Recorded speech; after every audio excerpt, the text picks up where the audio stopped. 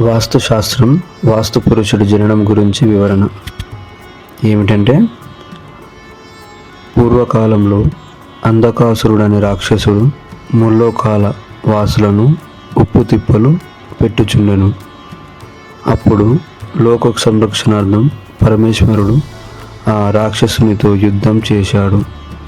ఆ సమయంలో శివుని లాలాటం నుండి రాలిన ఒక చెమట బిందువు భూమిపై పడి దాని నుండి భయంకరమైన కరళావందనంతో ఒక గొప్ప భూతం ఉద్భవించి క్రమక్రమంగా భూమి ఆకాశాలను అవతరించసాగింది.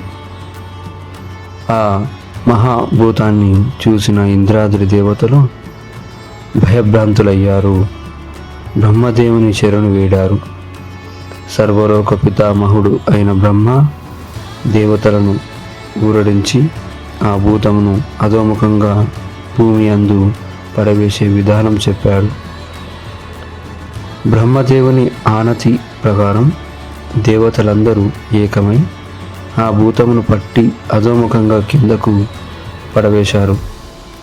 ఆ క్రమంలో ఆ భూతం భూమిపై ఈశాన్య కోణమున శిరస్సు, నైరుతి కోణమున పాదములు, వాయువ్య ఆగ్నేయ కోణాలందు బాహువులు ఉన్నట్టు అధోముఖంగా భూమిపై పడింది. అది తిరిగి లేవకుండా దేవతలు దానిపై కూర్చున్నారు.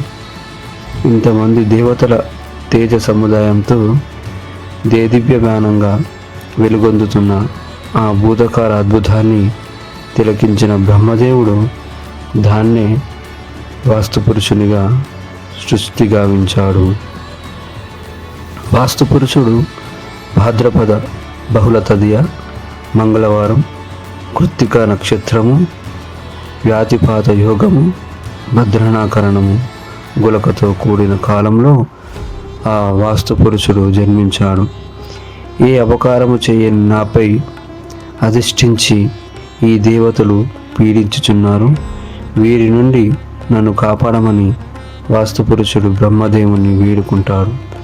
అప్పుడు బ్రహ్మదేవుడు సంతోషించి, వాస్తుపురుష, గృహములు నిర్మించుకున్నప్పుడు త్రివిధమున గృహప్రవేశ సమయమందు గ్రామ, నగర, పట్టణ, దర్గా, దేవాలయ, జలాశయ, ఉద్యానవన నిర్మాణ సమయములందు ముందుగా నిన్నే పూజిస్తారు.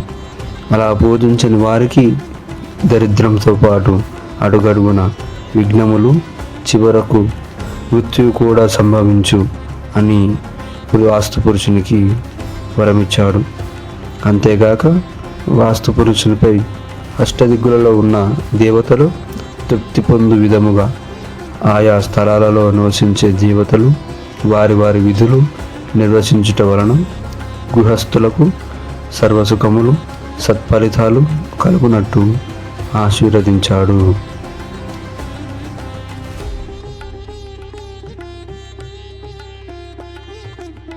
ఈ విధంగా వాస్తుశాస్త్రం వాస్తుపురుషుడి జననం జరిగింది. Thank you for watching. Please subscribe.